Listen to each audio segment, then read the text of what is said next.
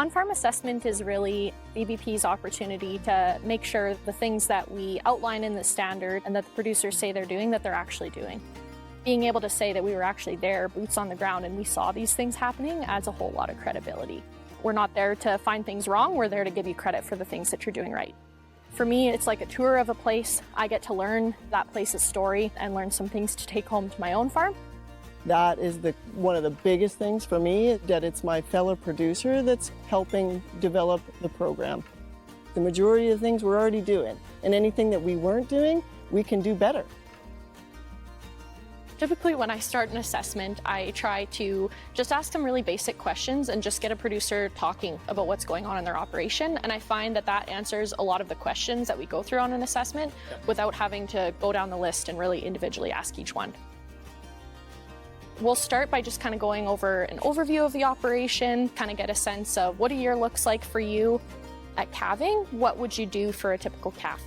We do clean our barn up twice a year because we do have our production sales here. So absolutely every calf goes through this barn.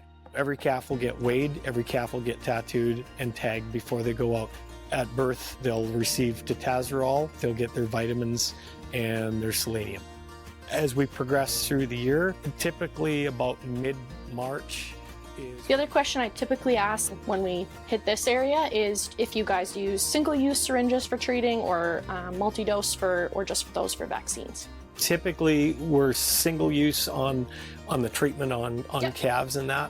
As far as when we're doing our the cow herd and running through that, those will be the big syringes. Keep our transfer needles, there's extra needles. You can pick up through the conversation. We've talked about biosecurity quite a few times when we're talking about calving. So some of the practices that these guys are doing to keep sick cattle separate, for example, or use different equipment, try and minimize the spread of disease. So we've answered a lot of the questions about biosecurity without ever having to go down the list, which is the way that I like to do things. When we actually sort of get to the record-keeping side of things, we often finish up at the house and kind of finish up any last details, and that's usually where people keep their records, and we finish off those questions.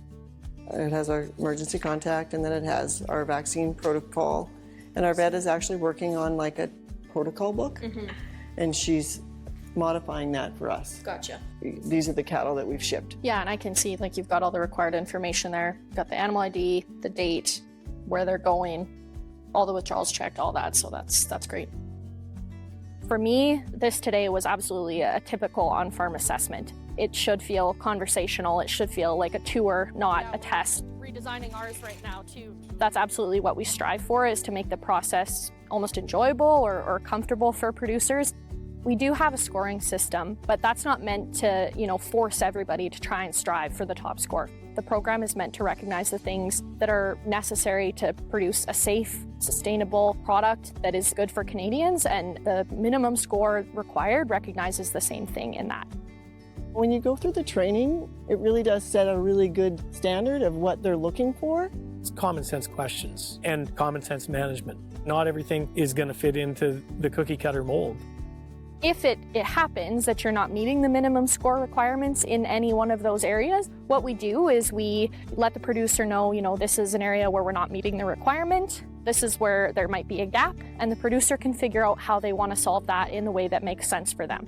Whatever works best for you is what we strive for.